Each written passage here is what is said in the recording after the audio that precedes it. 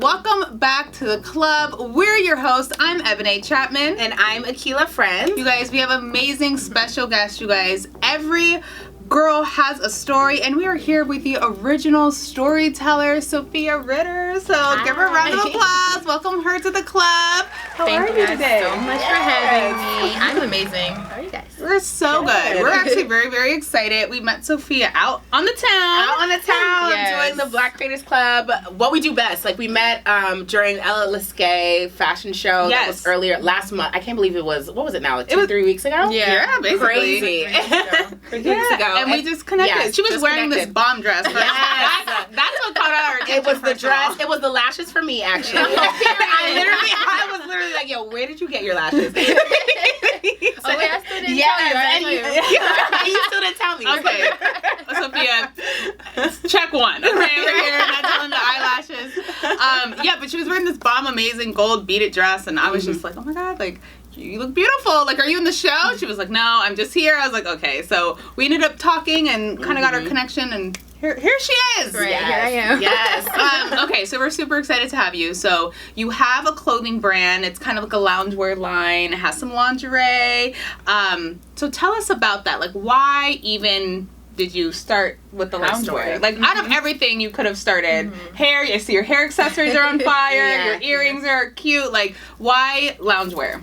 So about 3 years ago, I was a stay-at-home mom, and my body was going through a lot of changes. I was in the house all day, and I was just like, you know, I'm tired of wearing basketball shorts. My boyfriend at the time was like, can you please stop wearing my clothes? And I'm just like, okay, fine, I guess. So I guess. So I'm like, if there's women, it's other women out there like me who are going through similar things. I'm like, you know, I might as well just take my stab at it and see like what I can develop to make women like feel beautiful and comfortable while still in the house going through different things like childbirth and even with COVID, like you know, like want to be comfortable. Yeah, Yes. in the house all day, wanting to feel cute. So that's how I ended up starting the brand. I love that because I feel like it's true. Like, you have, at least for me, when I think through my closet, it's like I'm either super dressed up, I'm out, or I am comfortable. In between. And so I feel like HerStory is such a way to still feel cute but casual, which is like the best mix that you can get. When did you officially start it? I think it was June 2018. Okay.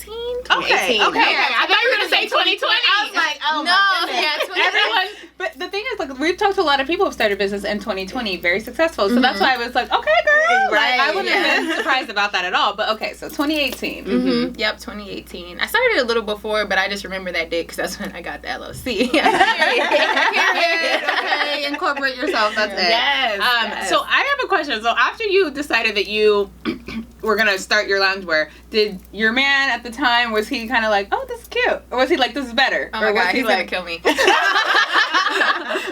He actually didn't like it. He didn't like it at all because initially it started as a wholesale lingerie business because I couldn't find loungewear what I wanted, but I'm like, I got this far in the game, I might as well still like do something, commit to it. So I started selling lingerie, which wasn't what the ideal plan, but I did that, and he was just like, what is happening? What are you doing? Like, I was the model. So he was just like, yeah, no, like that's not okay with me. And I'm just like, well, it's my business. I'm making money. And like, so you're selling yourself for money. And I'm like, you know what? This is gonna work. But I'm like, he's super supportive now. Like now that you see what it is. Now that we're covered up. Yeah. So how was that transition? From getting to like lingerie to actually what your plan was originally? Which is still, lingerie is still a part of it. I see it on the site. Like, it's a little part of it. Just a little bit. It's only like the sales section, just to, you know, still keep women feeling sexy. But so I couldn't find any type of I couldn't find any loungewear that I wanted. So I was like, all right, I'm gonna have to design this. Nice. Oh goodness. So then I started a different piece right there. Right? Okay. Yeah. So I started sketching. I started finding like different reference photos and just putting it together. So that's how it became loungewear in HerStory, because it's like me ultimately like, you know, writing my own story. Like, I didn't have any type of fashion experience whatsoever. It was just something that I saw was missing, and I figured out how I can add to the puzzle. There's so much there. Like, I want to dive back to when you were talking about even wholesale lingerie. So, because when we talk about wholesale items, typically it's like, you know, shirts, full fits or anything like that. Like, how did you even get into wholesale lingerie? How did you find the sources, the people that you want to do when you found like bras and sets like that? Like, I want to get into that. Like, how did that happen? And then let's move into the lingerie piece of it. So I bought as many ebooks as I could. The one I can remember off the top of my head is the Barbie, Hello Barbie. She had this like drop shipping ebook. Okay. Hello Barbie. So I bought that ebook and I got on Alibaba and I made my little website. I love little Alibaba. Yeah, I made my website and I thought I was like smooth sailing. I took the pictures, put it on my site.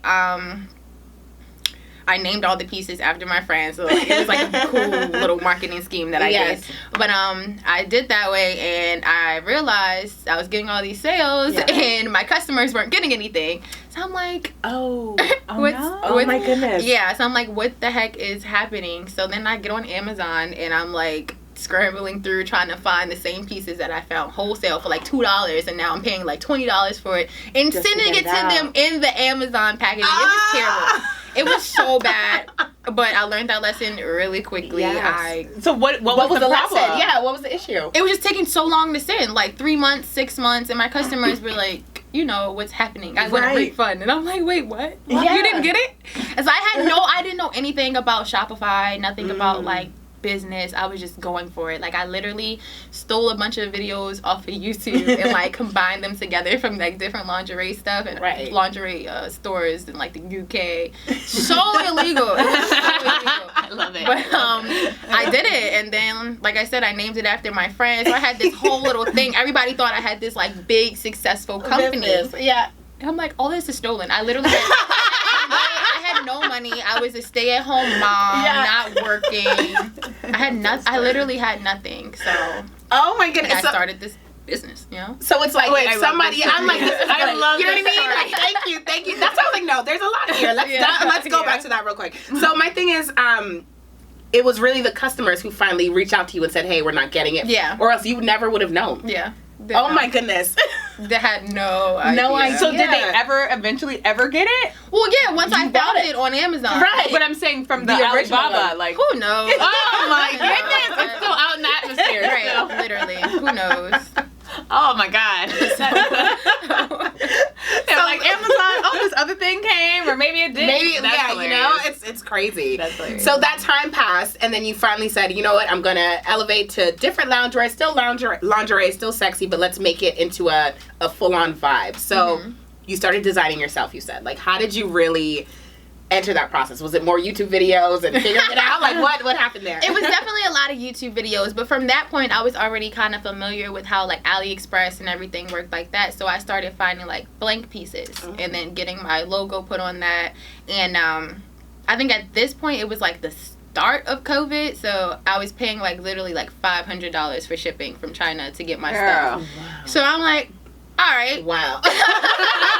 Like, okay, time to pivot again. But yeah, that's how I initially got my start, like finding the blanks, putting my logo on it, and then seeing like what fabrics I like, what I don't like, like the process of how to tag, what type of tags go where, what's going to be bothersome to the skin, or like just finding out my flow and what works. And then from there I started full on designing. So what are some of those tips, like, for someone who might want to do what you're doing or enter that business, like when it comes to knowing sensitivities to the skin or tags? Like, what are some of those major getting tips samples back first, and then trying them out on yourself, giving them to a friend? Like, how are you? If I could give anybody any advice, it would be hands-on. Like, literally go to the fabric store, you know, feel it on your skin, go home, do your research. A big part of my research thing, I guess, was realizing the difference between like satin and silk, because everybody thinks that like you know 100% silk is the go-to, but then you're not even realizing like there's some people who can't even wear silk because of like religion purposes, so it's like you're canceling out a big part of your customer base when you do that. Or like 100% silk like locks in sweat, so even if you're like making if you're making like robes and things such of that nature, it's good, it's luxurious, but is it like sustainable?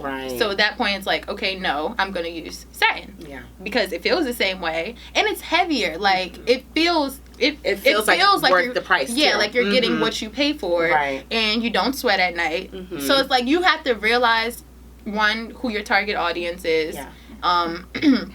You know, where they live, what they do for a living. Like it's a lot beyond just, you know, the fabric. Yeah. You have to have your business infrastructure first before you go in and do all of that. So did you have a business plan, or was that kind of just like figuring it out? Sounds like we were flying by the seat of our pants, but I want to ask. Right. You want to know what's funny? I had a business plan, but it was for luggage. Oh, wait a second. It was a whole like luggage company, like luxury luggage. Yeah. Like in a way type of thing, or yeah, beyond. Like we go shopping. Like I had these cute little couple luggages. It was like Bluetooth. Like I was doing all of this research and building. That's cute. Right. Everybody wants it. I have it. But, and then I was talking to my best friend, and I just switched it completely. I'm like, you know what? I think this whole loungewear thing is more like my steez. So to answer your question, no. I did not have a business plan for HerStory, but I kind of used everything I found from the luggage business plan, and I just kind of applied it that way. So like, you know, where I'm gonna get it from, my marketing, and you know, all of that. Some type of outline. Yeah. There was something. Yeah. Something going on. Something was going on for sure. You said you needed to have, or like any major business, if you want to be successful, you have to know your market, got to know your audience, all that kind of stuff. So what would you say is the HerStory audience? Who is she? Who is he? Because we'll get into that. Yes. I definitely would say men and women between the ages of about like 18 to 35, hardworking, definitely people who enjoy taking out the time for self-care and just realizing that, you know, I can look good for myself, not just for other people. Like, I can feel good. And when I feel good, you know, I do better. Like, I'm doing better work. I'm taking care of my kids better. Like, I'm just moving around the world with love. Yeah. You know, so, I mean, I know that's like a really broad spectrum. But in the grand scheme of things, that's essentially what it is. I mean, speaking of your audience, and this question just like popped in my head, it was kind of like, as you grow as a person, life goes on, you get older, like, is your target audience, you planning on changing that, or are you planning on like letting it grow with you? Like, oh wait, now I want to be wearing I want to wear something else. I don't want to wear lingerie or like boy shorts. Like maybe I want to wear something else. Like, do you think it would grow with you that way, or do you think it's like, this is what it is? Yeah, no. No, this is definitely what it is. Even if I'm 60, like, this is going to be my thing. Oh, this is your vibe? That's your vibe? No, I love it. This is what it is. At some point, you have to like see your brand and where it's going, and this is the only thing that I see longevity in. I don't see longevity in a bunch of like twists and turns and this and that. Like, if you think of Calvin Klein, like, it's been the same from when Aaliyah was wearing it to Brian Destiny. You know, like, you just find the person who speaks to your brand, and you keep it consistent. So I definitely believe that this is like my This is the space. Yeah, this is where I'm living in right now. Because even when I initially started, like, it was fun. I don't know if you guys got a chance to like look at the Instagram from the beginning. Like, it was changing with me. Like, one day I was all into like these like LED lights, this and that, and then one day it was like super like sexy with a guy, and I'm just like, you know, like, it's cool to like try to keep up with those things, but like, what is gonna like make my brand last for as long as it can. Right. What's gonna set you apart? What's gonna go beyond you too? Like, you know, when you're not the face of the brand, like, you want the brand to goes public. Sell the thing. Yeah, you never know. Totally. What? Take us to that first moment. Okay, like you are pivoting. Now you're in HerStory. Now you're doing kind of the satin robes and the sets and all of this kind of things, and you're putting it out to the market. Like, what was your feelings? Are you like, oh my gosh, are people gonna even buy this? Are people interested? Right. Or did you already know? You already had that experience beforehand. Right. Yeah. So now you're like, uh-oh, did I mess up my customer base? What's going on? So I had initially the women's sets or whatever, and I knew that was going well, but I was always getting a lot of feedback from like my guy friends or like guy followers, like, we want to support, but we don't have a person to buy it for, or it's this or it's that. So I'm like, okay, give them our number. We ready. Right. So I'm like, okay, let me do something. Like, let me try some stuff out. So that's when I started designing the silk robes and the shorts or whatever, specifically made for men. And then I saw it as I was putting it out in the world, like, women were buying it. So I'm like, okay, now it's unisex. Okay, right. So now it's unisex. And then as time was progressing, I'm like, okay, well, I should add in silk robes for women because, like, they like this stuff too. So it's really just me listening to my customers and, like, knowing how to add it in while still making it fit with my brand. So to your point, I was very frightened because I put a lot of money. I put a lot of money into it. I think it was like the last like $5,000 I had to my name. Wow. And I was like, you know what, this has to stick. You got no choice. Yeah, literally had to. And again, I think it was during COVID. It was during COVID when I put out that set. And I was just buying fabric, trying stuff out, and I mean, now it's like my bestseller. So that's amazing. That's amazing. So I was noticing on the site, I was scrolling and I was like, wow, like these prices are really reasonable. I was about to ask about and I was like, wow, like Akila and I have been, shout out, y'all, we got merch coming. But we've been doing the process of like, okay, manufacturer, let's go downtown, let's try to do the wholesale vibe, let's try to and then we were like, oh, we just have someone that has like their own little, this is what they do. Yeah. Make the merch, sell it, put the thing on it, and give it back to us, right? So we're like, great. We don't have to do anything. We'll just come pick it up. And it's just been such a process and kind of an expensive one. And so we're kind of like, like, is this the best idea? And then, you want profit, you want this, so you're trying to get a sweet spot where people are going to want to purchase it still, So how did you were you able to purchase something or put it on your site that's so reasonable? Because it's like a reasonable price. Oh, thank you. I mean, that's, what we kind of like stamp ourselves with, affordable luxury. So, it definitely costs money to make money. Yes. So in the beginning, I wasn't really profiting that much. It was a lot of like trial and error, figuring out what works, what doesn't work. And then from there, because I started with wholesale, I was buying stuff for like $2 and selling it for like 20 or 30. So like in that instance, it's like I'm making a lot of money, but I'm like, okay, with me changing my whole like my whole brand, like my whole face of my brand, I can't just go from $20 to $30 to $500. Right. So I'm like, okay, so how can I find like a middle ground? And gradually I'm going to get up to the $500. I'm just not there yet. Like I'm just not there yet. But so a lot of times I was only probably making like maybe like a $40 profit off of each piece. But it's like, okay, I mean, that still is a lot. Even with you designing, because now you're doing more custom of your brand. It's not like necessarily wholesale, because now you're like drawing. You're not outsourcing a lot of these things. So like how was that process too? Like now you're drawing and making it more custom. Like, look, no, this is what I want. Like, I don't want to buy any of this. Like, this is what I want. Definitely building relationships.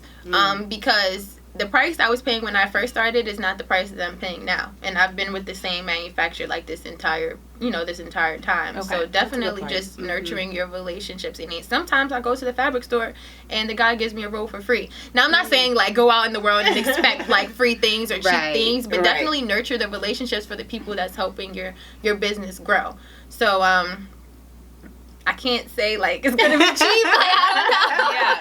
You gotta put it out there. I hope I answered your questions. I just been really blessed and like throughout my whole journey. So no, I mean you gotta pay the price. You gotta stay in the game. Well, what do we say all the time, Akila?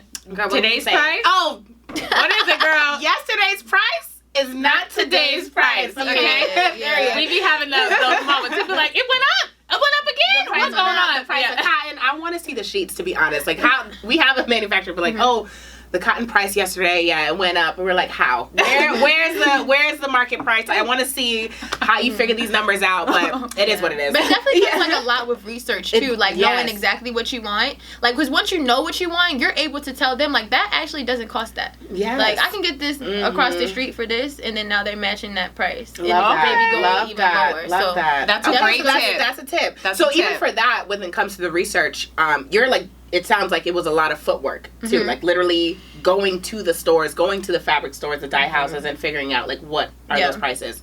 Yeah, that's what we need to do. Yeah, in LA, you go to these like super organized fabric stores, right? Like Blue Moon or Michael Levine. Like everything is in your face, and it's easy because you have people helping you. But no, you need to go to these $2 a yard fabric stores and see like what goes with what you're looking for. Right. And you can't be married to your ideas either. Like, love that. Just kind of be open to, you know, that's a process. I think slightly off. I think that's been your journey too. Like truly, like from your ideas and everything that we're getting to HerStory. It's like literally not being, you're committed to making it work, but the process and the path, like you're very much open to it, which is good. I mean, that's a sign of a good entrepreneur. Like I'm curious too, like because we said, yeah, the prices are reasonable, we're good with it, but like that's probably not everyone. And so like especially in the online boutique world, it's almost, I feel like, an expectation that, oh no, you should be selling this for like $10. You should be selling it, like I don't know if you've experienced that or not, or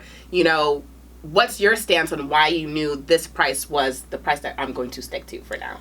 Well, at that point, again, it's knowing your target audience. If you can't afford it, then it's not for you.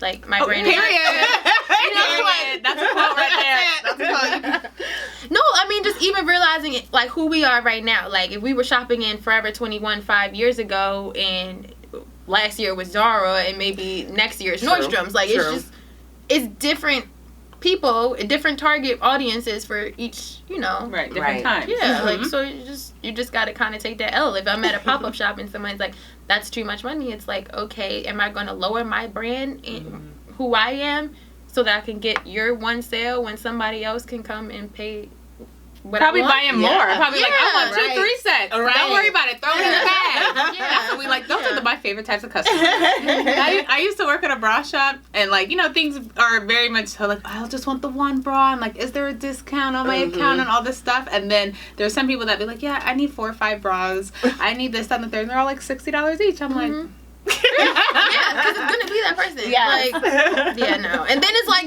I'm out on merch. Yes. Like I give it to you for $40, and then someone comes and asks for your size, and it's really $80. Like what? Ooh, true. Okay, so let's get back into the men's line because we kind of touched on it, but I want to go back. Want to circle back around to the men out there because we want to show y'all love. I feel like a lot of things, especially in the fashion space, is really geared towards women. A lot of, you know, boutique shops are all like women's clothes, so we have a lot of options. Men don't always have those options, and so I have to, like, your robes and the set is so cute. And I was looking on the site and I was like, this is like vacation. This is like vacation. Like luxury, like, and men like to feel special too. I know you said that like your friends were asking and wanting, so I guess you said that was your bestseller. Crazy. Right? Yeah. Okay, so tell us, like, do you have any more ideas for the men? Because men are simple, and the short and the robe is cute. And so do you think that you might come up with, like, a different design for men? Oh, okay. Yeah, I'm actually in the process of doing all of that now, just because, like, the men's stuff has been my bestseller, which is so strange to me. So I'm like, okay, how can I figure out something that they're not going to think is, like, too over the top or too girly, where it's still, like, comfortable and lounge, and then like what's the word I'm looking for? Works for them. It's convenient, I guess. Yes, what it called? Like when it's like useful, you know what I mean? Like if you got like pockets, practical. Yeah, practical. I'm like, that's the word I'm looking for. But yeah, no, like so what's the most practical for them? So it's like when initially I started the robe sets, I didn't have any pockets, it didn't have a tie. And my friends were like, okay, Sophie, what? Come on now. It's okay. So now it has all those things. And then now it's like, okay, do they need drawstrings? So like now maybe my next piece will have pockets and drawstrings. So we love pockets too, girl. Yeah. We like pockets. Love a good pocket surprise. What's in the pocket, girl? Yeah. You don't say that like when you get a dress surprise? Yes. What's in my pocket is in my pocket. What are you putting in there? You're in the house. Is it like lip gloss, your phone, your remote? Like all the above. Maybe the phone. You go to the kitchen. You need to put something in your pocket. Yeah. I got a snack. Maybe your man's coming over. You need to get the gloss out real quick. I don't know. A quick little 1-2. Yeah. I don't ask questions anymore. I just do it and see where it goes. Yeah. No questions asked. You buying it? I'm selling it. That's it. You said at the beginning, you even starting this line was all through like stepping into the new stage of motherhood. Like, how is it now? Like balancing your family, like your new sense of self, like your new body, all that kind of stuff with your brand. Okay, so as far as my daughter goes, it gave me like all the more drive now that she's older. So it's like eventually like I'm gonna pass this down to you. Like, even if you want to run it or not, like, it's gonna be yours. So, like, I love, like, having her watching me work. Like, she helps me pack orders. I take her to the post office. How old is she? She's 3. Oh my God, I love it. Yeah, so she was like, go get that color and bring it to me. So it's definitely like a family. It's a family business right now. But and as far as my body goes, like, it definitely helped with my transition of, you know, getting my quote unquote woman body and just like loving, because it'd be different. Yeah, real, like loving and appreciating myself way more. And just looking at the feedback I get from like other women, like they DM me, like if I've used them for a photo shoot, they're like, oh my God, like I've never felt this beautiful, or like you helped me get out of my shell, or even just like people buying the stuff like for their birthday, like for their birthdays or for their special occasions. Like that definitely just helps as with my growth as an entrepreneur and just like realizing like how self-love can affect everybody else around me. It's like it's impossible for me to teach this and not embody it myself. So it's definitely been a journey, but as is anything. I appreciate it so much. So it sounds like the idea of like generational wealth is something that you want to continue to pass on. I don't know, like in your beginnings, it sounds like you kind of funded everything, so it wasn't like you got any help from anywhere. So it was just you on your own pushing that, and now you're like, okay, daughter, if I can give you a little hand up, okay, I'm gonna do that. So how do you feel like being a Black woman in this space of entrepreneurship? Like, what does that mean to you? How does that affect you? Do you feel like it's making a difference? I definitely feel like it's making a difference. And again, like looking at comments and DMs, like it's like making it really real for me, because at first I never would have imagined like I'm doing anything out of the ordinary, because I'm around so many strong Black women in my life. Like I never would have thought like I'm doing anything to push the needle forward. But you know, with all things considered, Black Lives Matter and just COVID and just like realizing the world that we're in right now, I see how special it is to have an idea and develop it and make your stamp on what's happening in the world.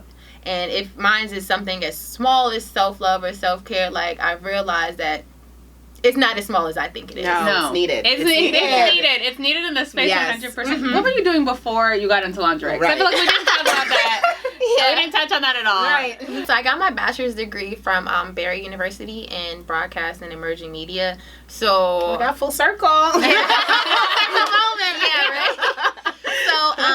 I came out here. I was working for Warner Brothers for a while, and then I started getting into music videos. So I started as a PA, moved up to a PM, producer, and that's what I've been doing for the last couple years. I still do it now. Nice. Honestly, Okay. But I do it all for HerStory. So like I develop all of my content, my commercials, my social media, like everything, all that is on me. So everything I was doing for other businesses, I'm still essentially doing it for my own. Wow. Which makes sense. So when was that moment that you when was that moment that you decided to take it all in house, or from the very beginning you were like, this is going to be my 9 to 5 24/7 gig? Oh yeah, it was just from the beginning. Wow. I mean, I would take little gigs here and there to like, you know, get money or whatever, but as soon as I started it, I kind of realized that this is like my calling, you know? Wow, that's amazing. Wow, not a lot of people do that from the very beginning. Okay. You know what I mean? Sometimes at first it's like, oh, it's a side hustle situation. I still like nervous. You know, figuring it out. Double work, but double duty. But okay, I give it up to you. That's not easy, and it's definitely a step out on faith, because you just don't know like what's it gonna be, and you know you do. Thank God, have something to step back into if you needed it. But it's like, you just never know, like, okay, I'm taking all of my time and putting it here and all of my energy. The industry over here is changing. You know what I'm saying? Entertainment's always moving around. So it's like, you know, so you just never know. Like, oh, if I go back here, is my experience still going to be relevant? You know? So all of the things. But I commend you on stepping out on faith on that. Yeah, that is definitely a lot of listening to God and what He wants and what He wants you to do. So I realized what God don't bless no mess. That's the whole thing, but it's like, because all this HerStory came so easily to me, like literally I won't say it was handed to me, but it's like I did the work and I reaped the benefits of it. And that was really simple to me. When it comes to production, it's a lot of like cattiness, like people not wanting you to get ahead, or, you know, just stuff. I choose not to deal with. So once I realized how easy HerStory was and it's all mine, I was like, yep. It makes sense. It's the one. It's the one. I love that because it's so true. It's like when you keep getting blocks and issues and negative energy, sometimes you're like, oh no, this is just a thing for me to say I need to hustle harder. But no, I think you took it to say like, no, let me think smarter about this. Let me see what actually shouldn't be this difficult. Shouldn't be living like moment. Exactly. Right. That's dope. That's amazing. Okay. I was just gonna say because I think on top of that is really like I want to touch on the relationship building that you've been doing. Like, obviously, you mentioned it when it comes to, you know, getting the fabrics and figuring out, like, how you're sourcing your materials. But the fact that we all met, again, at a fashion show, like, you were there, obviously, like, living your life, but also promoting your brand. Mm-hmm. How do you even get into that? Like, I'm thinking for the average person who wants to start their own line or is starting their own line and is just like, man, I just don't know the right people. Oh, perfect. How did you figure out? Were you going to ask the same thing? We always do that. We always do that. We're always on the same page. Like, if she asks it, if I ask it, girl, the question go get asked. Right. My question was literally like, what are your favorite marketing tools? Right. Like, how do you get your brand out in front of people? Yes, literally. and relationship building. Girl. So, yeah. Okay, so answer it. I know this may be like overused or whatever, but it's literally just networking across. Like, it doesn't interest me to talk to the CEO, you know, if I'm not at that level yet. I mean, granted, they're going to see me. They're going to know me eventually. Like, because, I mean, that's just the way my favorite works. But, like, networking across. So, like, me seeing you guys is like, okay, we're here. We're in the same space. Right. Hey, how you doing? Like, let's talk. And, you know, here we are now. And even one of my best friends, Zakia, like, she was the publicist there. So, literally, me networking across. I'm coming to support my friend. She said, oh, you know, go to the carpet. See what's going on. So, that was Zakia. Yeah. Zakia, we love her. So, yeah, just basically realizing where you're at and knowing where you want to go and seeing and finding people who are aligned with that vision. You know? Period. Love that. After all that, period. Okay, so what's your overall mission and goal for HerStory? Like, I guess, where do you see it going? Do you see it, like, on Fashion Week? Do you see it, like, in Miami? Do you see, like, where do you see over our arching big picture? I thought you were going to ask the 5-year question. And it's still kind of similar. I hate that question. Oh, my God. Honestly, I just don't know. Right. Here's like, because I'm still putting in the groundwork. And again, I have no previous fashion experience, right? So, like, the sky's the limit with me. So, it's like, it can go anywhere. I don't want to say I want it to be in Target or even Nordstrom's if God has bigger plans for me, you know? Okay. So, I'm just taking it each day at a time. Like, I make my year plan and I go forward that way because the plan that I had at the beginning of the year, I've already exceeded that by June. So it's like now I'm in a, you know, it just takes realizing where you're at and growing with it. So right now I don't have one. Yeah. For long term. Okay, I think that's a good way to sit and really appreciate what you've been able to do so far. And you give yourself gratitude because you're not and grace. Because you're not, you know, always clawing at the next thing. You're kind of being like, all right, like, this is cool right now. And then another opportunity comes. Okay, great. And it's like, there's no expectation. So, like, something doesn't happen. It's like you're not missing out because your mind wasn't there, you know? So it doesn't. I do want to give you a moment, too, to, like, toot your horn. If you're saying you had a year's worth of goals and you completed that in half the time, in 6 months, what were some of those things that were on that year list that you've already done?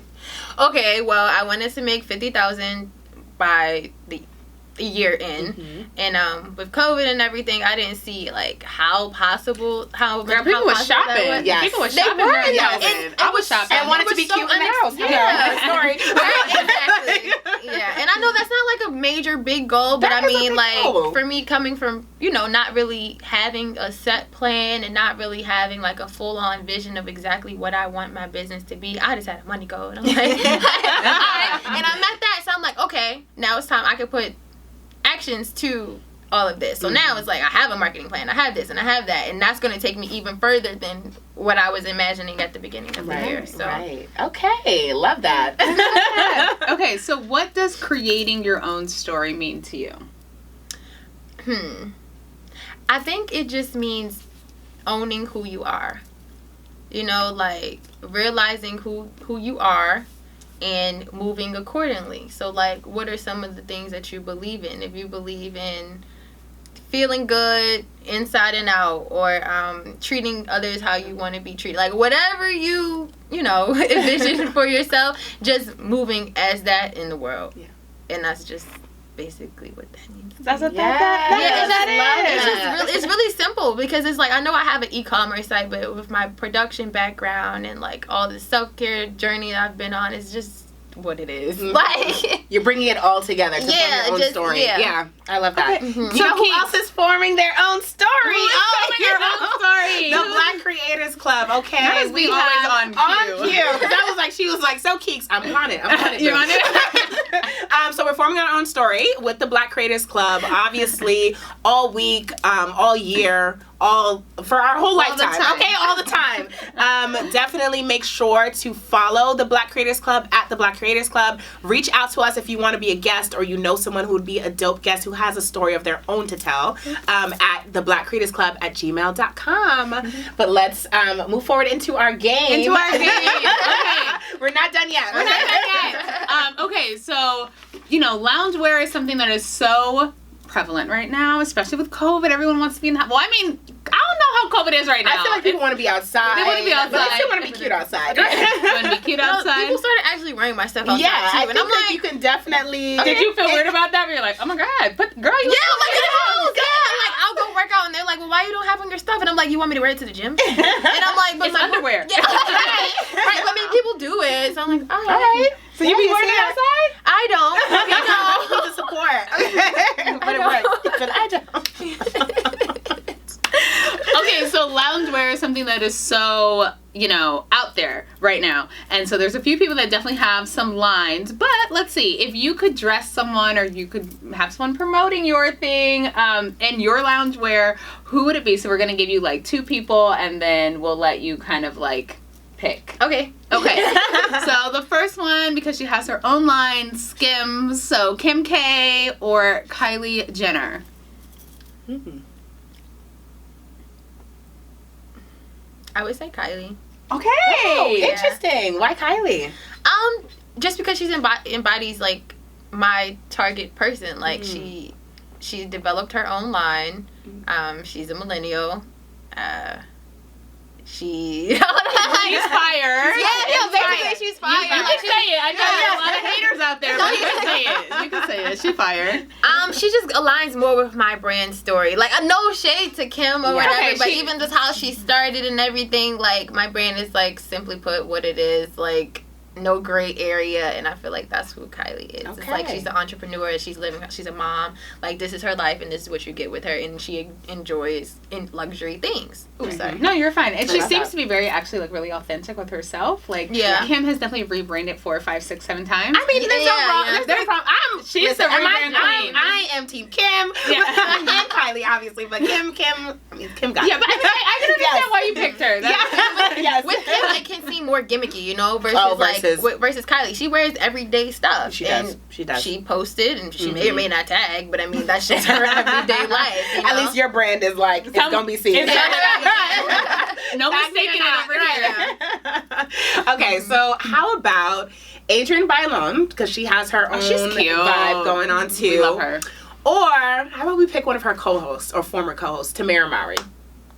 Oh, that's so hard. I don't want to answer that one.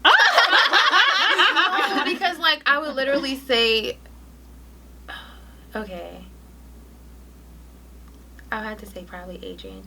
Okay, I would agree. I would agree with but that. I actually thought you would have said Tamara because she's a mom right now, right? Yeah, but even though I started my line when I was like after I had my daughter, it's not specifically for mom. So like that wouldn't be my automatic go-to. That was just my story and how I started.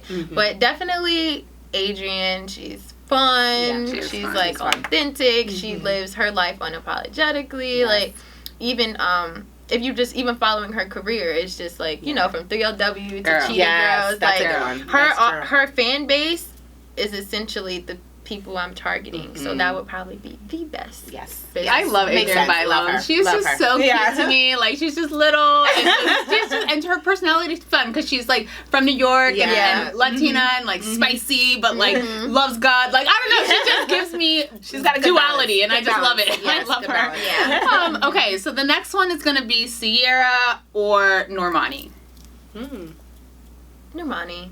Oh, okay, yeah. Cute. Okay. I feel like let's start giving her younger ones. Because that's who my audience is right now. You know your audience. That's it. Millennials. Like, that's what, no baby boomers, no Gen Z. Like, I know exactly.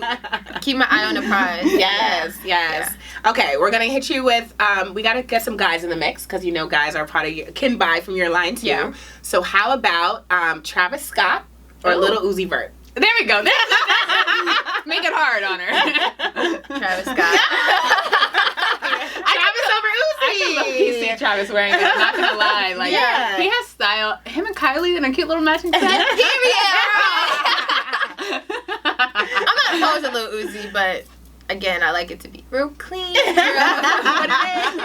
Travis, he's a little bit more of that clean boy image. Yeah. Lil Uzi, he gonna rock that robe, right? No, yeah, he's gonna just sell with it. I don't know what it's gonna be. Yeah.